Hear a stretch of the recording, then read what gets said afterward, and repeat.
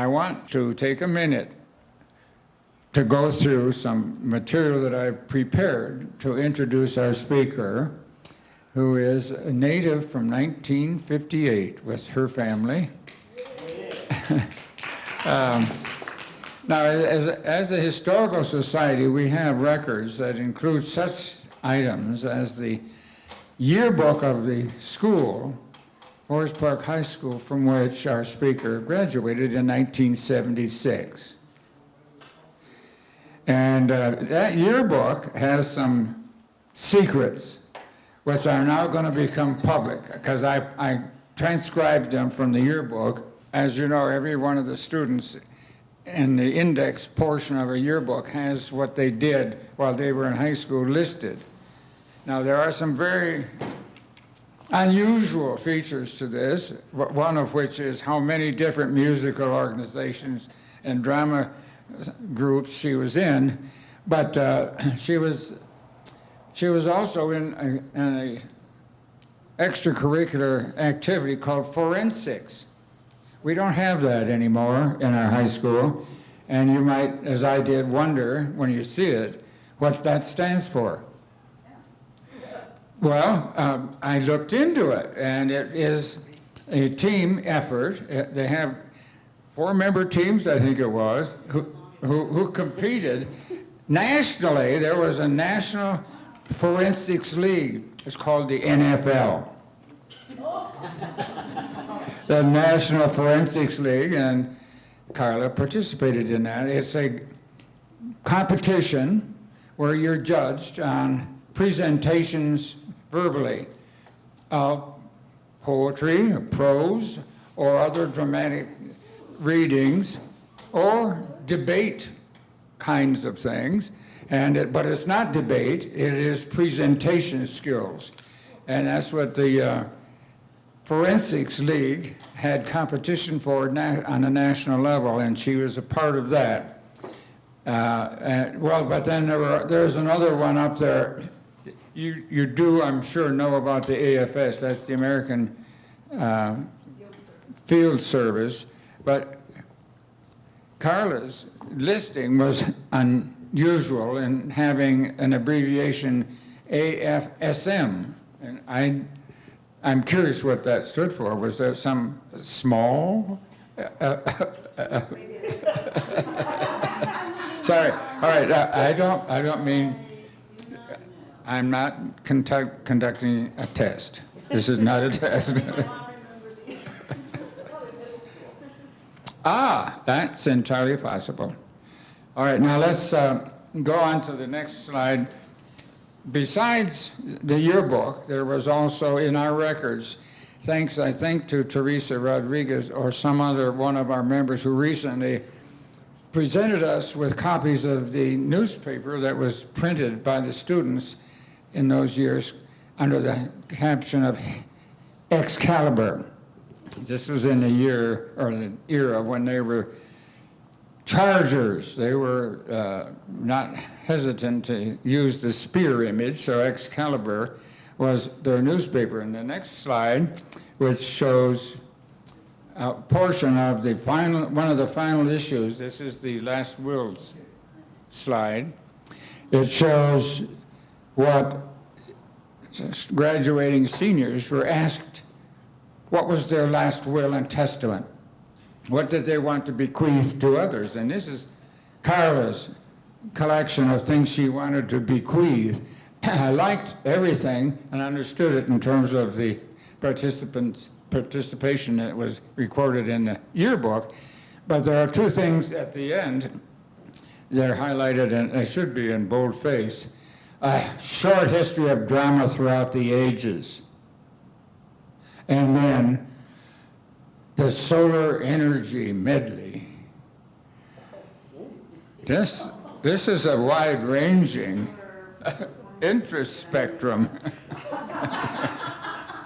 All right, now, but that's not all that the issue for graduates had in it. They also had, what would they say? What did they say when asked, what do you want to do after graduation?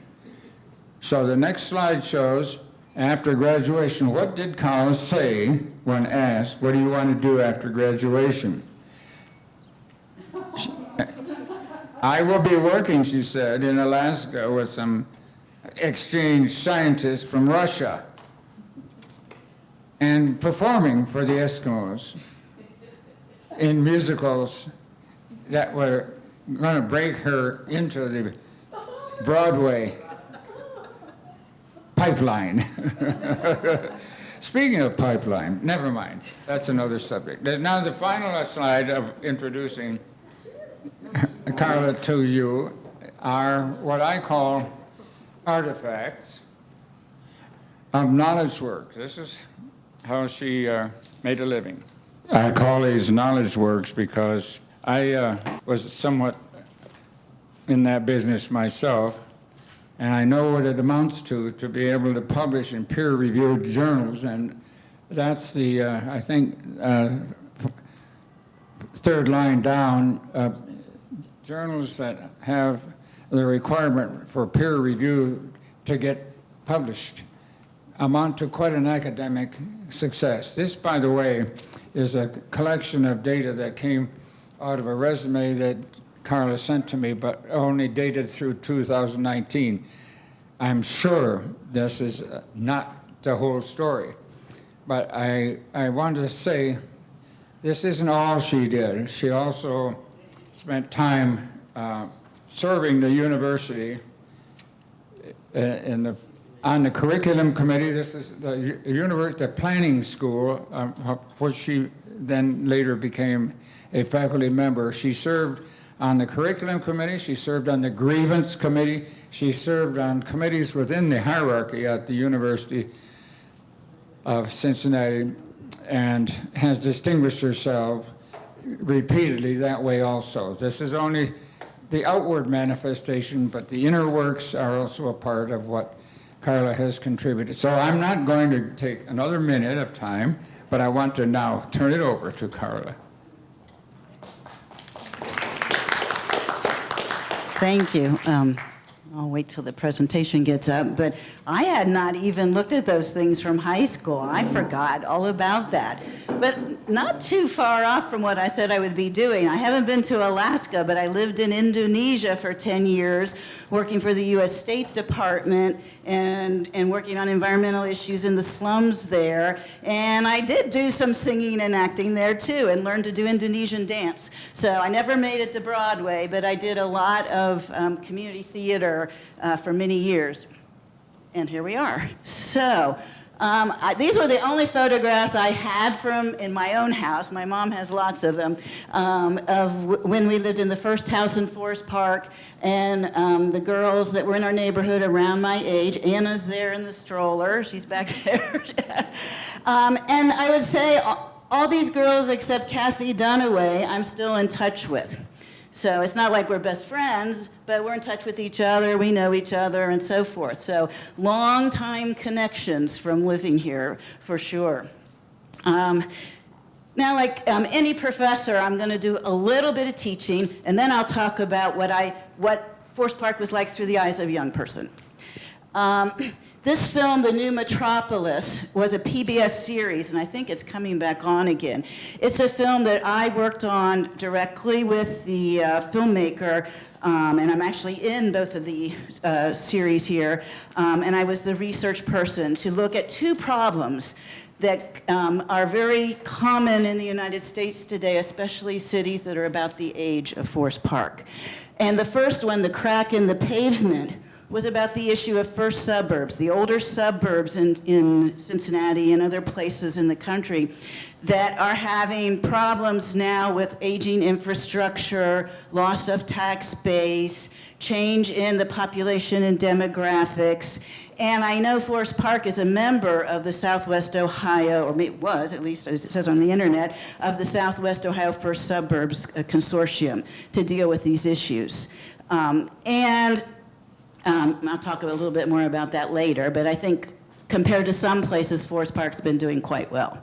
The second film in the series was called The New Neighbors, and it's about integration of neighborhoods. The case study that this film was about was outside of Camden, New Jersey, and it was an older community, probably a little older than Forest Park, that was losing population due to what we call in our field white flight, property values going down, and issues around integration.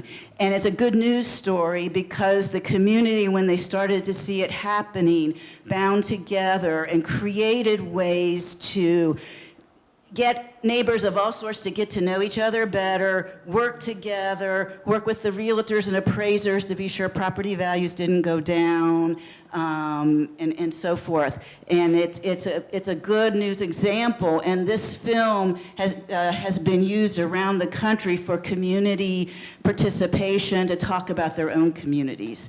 So it might be something you want to look into, watch, and they're 2 20-minute films about issues that affect here and can be used to generate conversations and see how other places have dealt with these same issues. So just that little plug. And also that Housing Opportunities Made Equal, an organization in Cincinnati that's dealing with meeting the Fair Housing Act and so forth, has over the years pulled out their hidden treasures of communities that have become more integrated more successfully, and Forest Park is among them in here, as well as the neighborhood I live in now, which is North Avondale. And you can find that. I have links. I'll leave the PowerPoint that you can pass around to people. So, yes, Forest Park is unique as a planned community, but it's not unique for actually the Cincinnati area. We have a long history of planned communities here.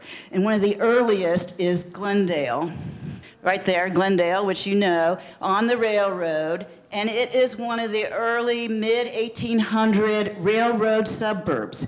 It was possible to build out here on this farmland because of the railroad and a railroad station.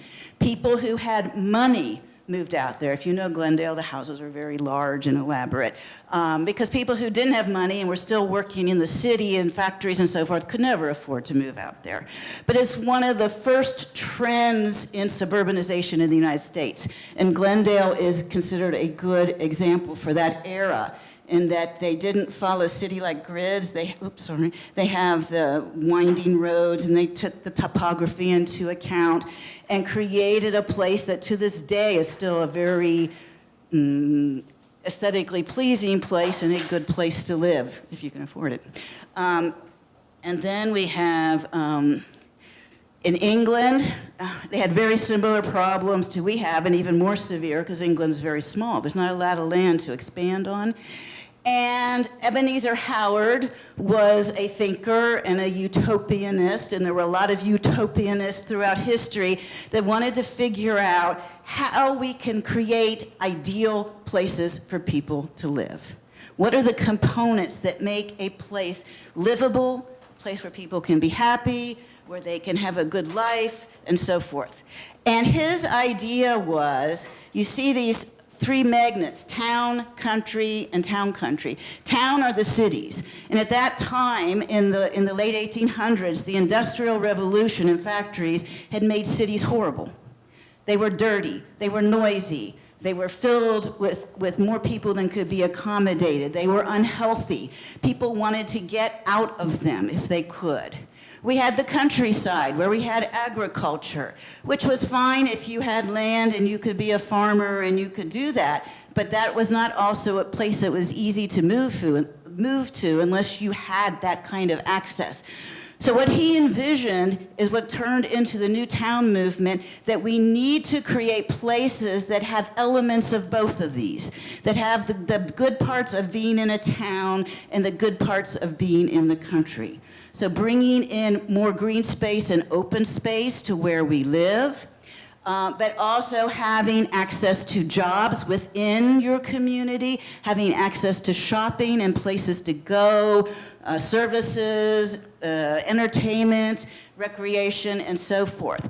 And this idea, why it sounds really obvious now, was a very new idea at that time. The world was divided into cities and countryside. And so this idea of this new kind of new towns that don't have an old history, don't have the dirty factories and so forth, was a very new idea, and it was called the Garden Cities movement. And many of the early planned communities in the United States were based on his design ideas, Green Hills being one of them. Marymount in Cincinnati was also a very good example of a planned community. It was a community that was conceived of by a rich woman, Mary Emery. She had lots of money. She bought the land. She was following Ebenezer Howard's idea to create a new town that would be of high quality and yet have the aspects of nature. So you see a lot of green space. Of course, they're on a river. Or creek, river, creek, and that they had a business district in the middle, which is still there and working, and then had all the various services and schools all within walking distance. And then their original idea, just like was the idea for Green Hills, was to have an industrial area outside of the town so that people that lived in Marymount could work somewhere close. They never built that industrial area. That seemed to not be something easy to make happen. And then Green Hills, which you know about, I'm not going to belabor it, but it was very much based on the green city idea and the green belt idea, which to this day, all communities, all cities and towns in England have a green belt around them, and they keep it very strictly. So it was an idea that came from England. And again, showing the center in the circle there, and you're all familiar with what that place really is like.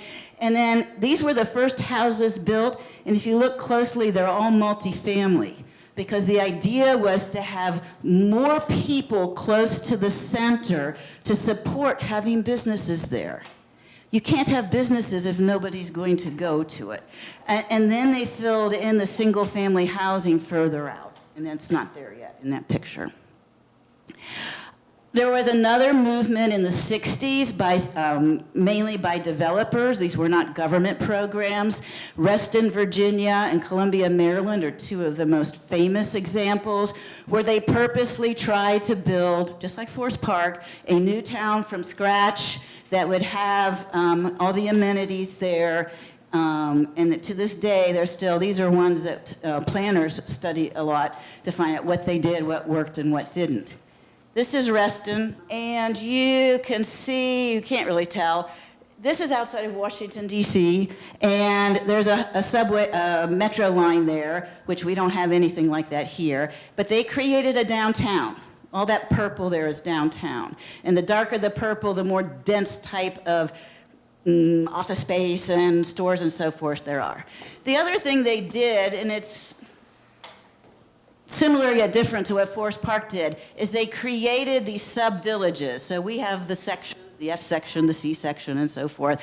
They created these sub-villages, they called them, and each village has its own light purple little tiny business district where people could go, you could buy something to eat or drink or little basic things. And they had 1, 2, 3, 4, 5 of these little sub-centers, maybe 6, so that every neighborhood had a place they could walk to easily. You also see a lot of green space, and this green space, most of it is natural areas. It's not groomed parks that you have to do a lot to. And they've got also, they were already there, these natural water, lakes and so forth. So again, trying to mix country and city together and creating sub-neighborhoods at a scale that makes it easier to know each other and have your different things that you need. They also had schools in each of these neighborhoods, somewhat like we used to do. So, and then Forest Park. This is the 1963 plan. And you can see some of the elements that are in these previous places. There was an attempt to have green space, although not a lot of connected green space, which from an ecological perspective is better, but we still have it. And then we have these different housing neighborhoods, which we all know as the different sections. And we have areas for shopping, commerce, industry, and so forth, which is necessary in any place in order to have a tax base to keep maintenance of a place going. So this is in '64, the actual land use, not the plan. And you can see the two places that I lived. So the first home that we lived in was on Farmington in the F section, and the second place where my mom still lives and where mostly my memories come from is Ivy Rock, the end of Ivy Rock, the I section. And you can see in these patterns how relatively dense, and it doesn't mean the houses are next to each other, but the lots aren't real big. You could walk. I walked everywhere. I walked to every school I ever went to. I walked to my piano lessons. I walked to my dance lessons. I would walk to the library, which was not real close, but I liked to do that. The swim club, softball games, everything we did, you could walk or ride a bike. I was big on riding my bike, too. I could go further. The other thing you notice on this map, the white on here at this time was considered vacant or agricultural. And behind our house, when we moved in, the second house on Ivy Rock, there was a farm behind us. And we would see cows once in a while, and there were, the rows of trees that were along the fence of the farm. So I very much had that rural, non-rural as a big part of my life. I spent most of my playtime running around on the farmlands, in the fields and in the creeks, and discovering nature, which greatly influenced me in my love of the environment and why I do a lot related to environmental issues to this day. So being exposed to, I can remember when I went to Chicago to Northwestern and met a lot of people from all over the country, and I was describing something as, oh, it was robin egg blue. And they look at me like, what's that? I said, how could you not know that? And it's like they had not been exposed to nature growing up. I don't remember where they lived, but it just gives you so much more connection to the earth and to what's out there, to understand nature. So I think it's really important to have nature accessible as you grow up. It really impacted me. The other thing, I've got a long list here of other things that, of course, community. And Burl last week talked about that too, how we all knew each other because the neighborhoods are relatively small. And then when we started being put into the middle school where the C section and the F section and H section all came together, it expanded our community and we met more and more people. And I knew everybody's parents. And I can remember going to one of my high school reunions, I don't know, maybe the 15-year or something. The girls all looked the same. I recognized them all. The guys I couldn't recognize. They changed so much. But I would say, oh, that looks like Mr. Jorgensen, so that must be Karsten. Oh, that looks like Mr. Because I knew their parents. So I knew who they were. And then knowing everybody also gave you kind of a real feeling of safety. Because you knew who was around you and things. I would say education. I think the truth is, from the outside, Forest Park was never famous for the highest level of education you could get in Cincinnati, and people who cared about it probably didn't move here. They moved to Wyoming and other places. But I will tell you, I think it was an amazing education I got. I had, as you could see, access to all kinds of music, which I loved. My other sister, who's not here, her kids go to Marymount, one of the most famous, best schools in the country. They don't have access to music like that.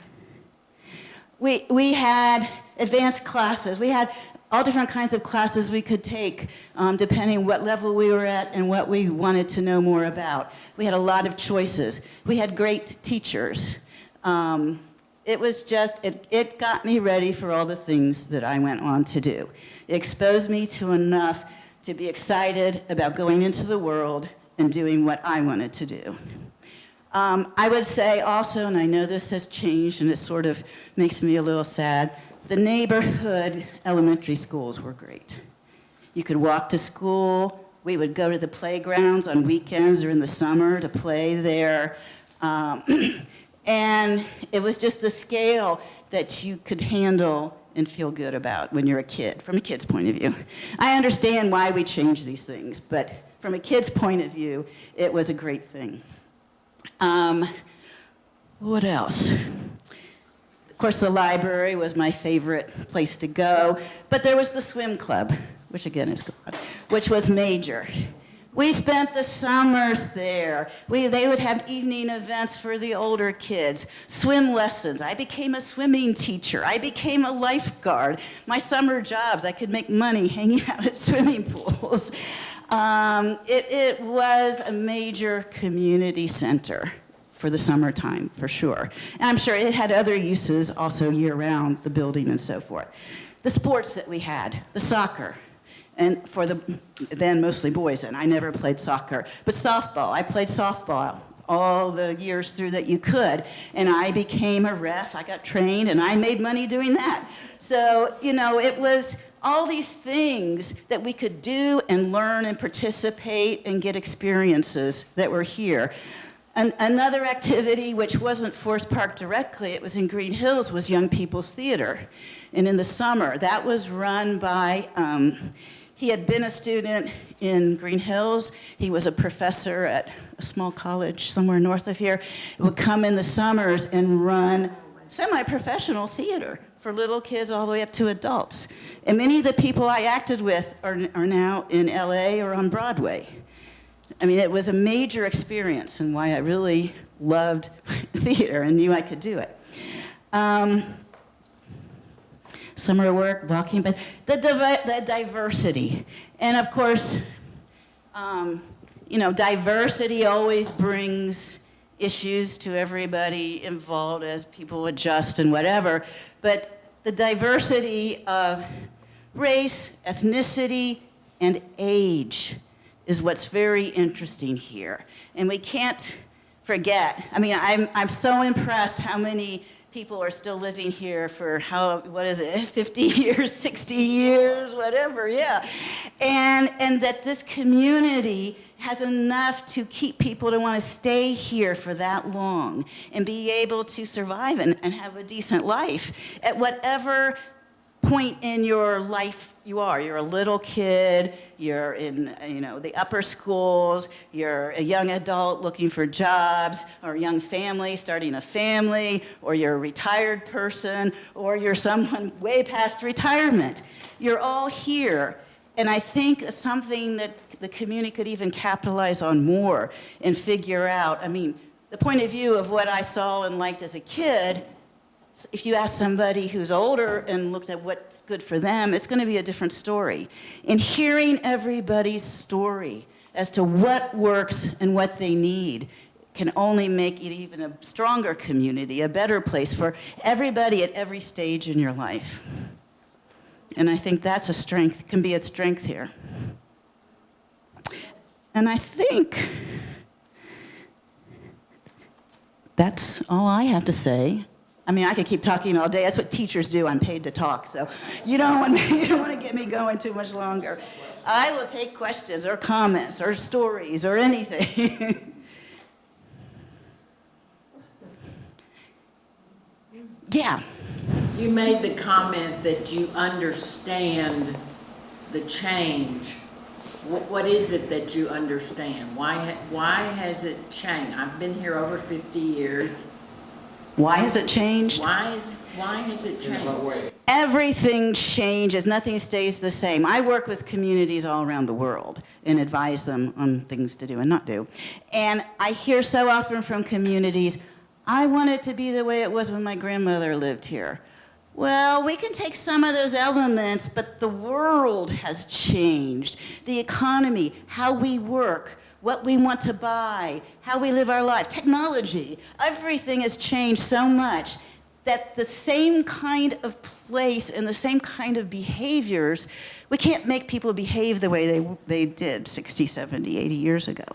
So we've got to always change Doesn't have to be drastic changes, and we can remember the past and the good things we like, but they'll have to be modernized. I think I was talking about the schools and why they got rid of I don't really know why, but one reason why you might get rid of the neighborhood schools is it's probably more cost effective to have one school where you can have all the amenities and everything in one place, but then you have the issue of busing and you have other things. So, and maybe the state kind of money, I don't even know if the state gives you money for education, but whatever. There are other things that probably dictate how and why you solve different problems. And those are always changing.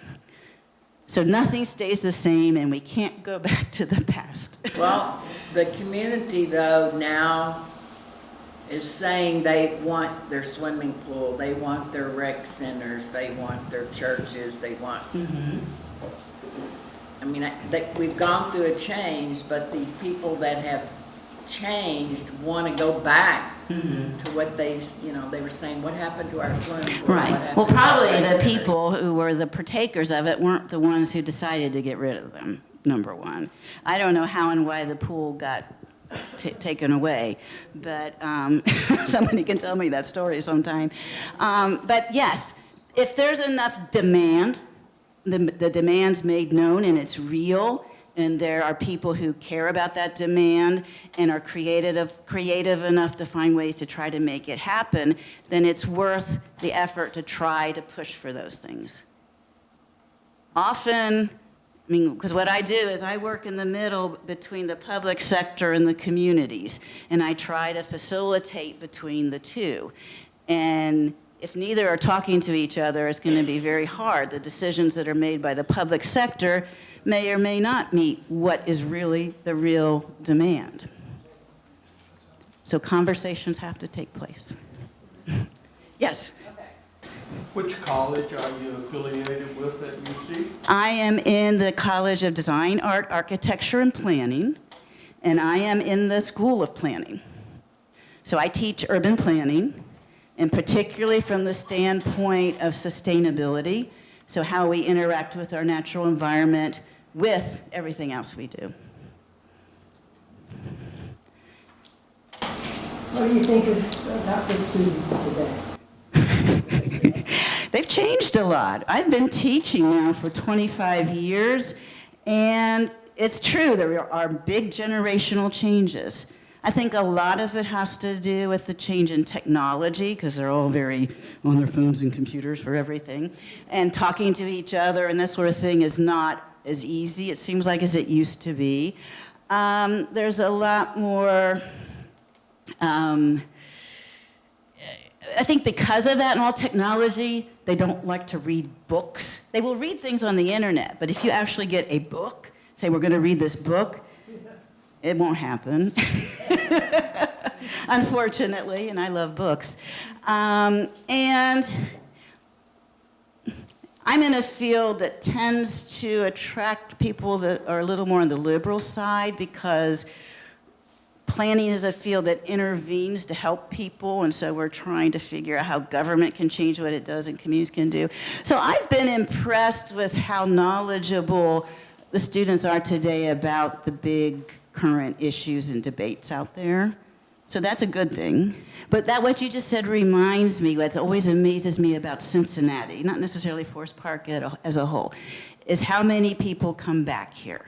I came back after living all over the world. Both my sisters, the same, came back after living and working in other places. And I'm constantly meeting people that said, yeah, I grew up here. I went away for whatever amount of time and I come back. It's kind of like we all come back to roost here. There's something comfortable here. There's something, you can do things here.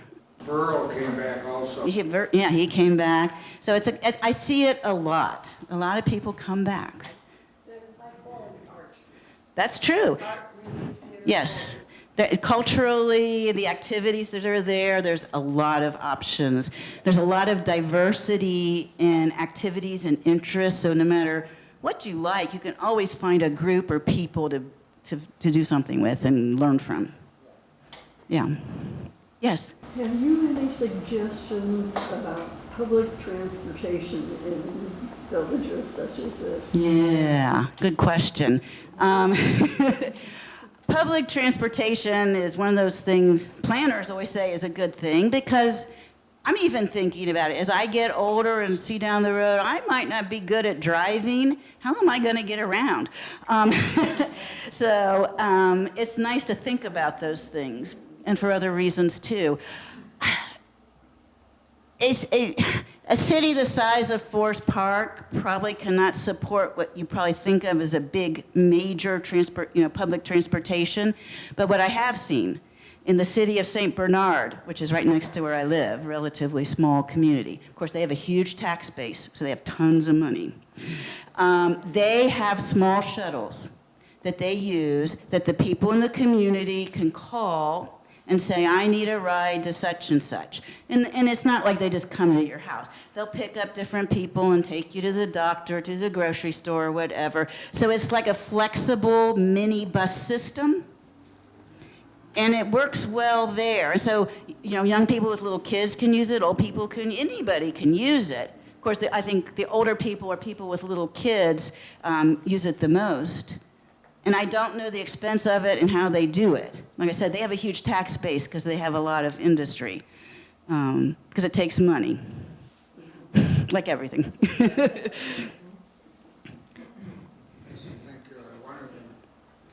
don't want to cut this short, but we do have an obligation to hold a business meeting before we adjourn. But before even starting the business meeting, I want to do one other thing, and that is express our gratitude to you for the presentation that you made. And we have a gift to identify your contribution with.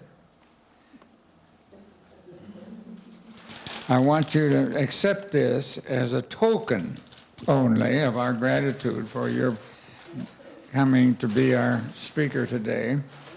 Our great grad's second speaker. I'll take this. You're welcome.